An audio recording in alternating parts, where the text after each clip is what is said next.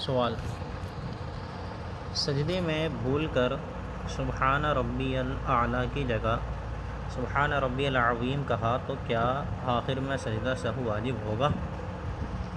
بسم اللہ الرحمن الرحیم۔ الجواب بعون الملک الوہاب، اللہم ہدایت الحق والصواب۔ سجدے میں سبحان ربی الاعلیٰ پڑھنا سنت ہے، اور سنت کو ترک کرنے سے سجدہ سہو لازم نہیں ہوتا، لہٰذا پوچھی گئی صورت میں آخر میں سجدہ سہو واجب نہیں ہوگا۔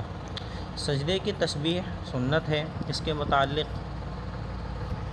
منیۃ المصلی و غنیۃ المستملہ میں ہے،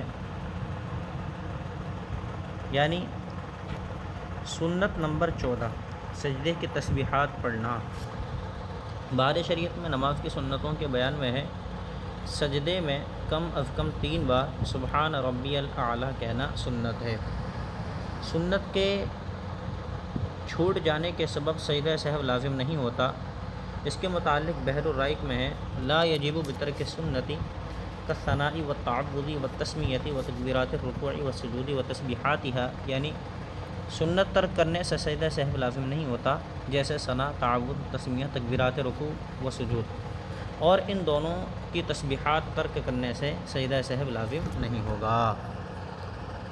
حاصل یہ نکلا کہ سبحان ربی الاعلیٰ کی جگہ سبحان ربی العظیم کہا تو سجدہ سہو واجب نہیں ہوگا، کیونکہ اس واجب کا ترک نہیں ہے بلکہ یہ سنت ہے، سنت کا ترک ہے۔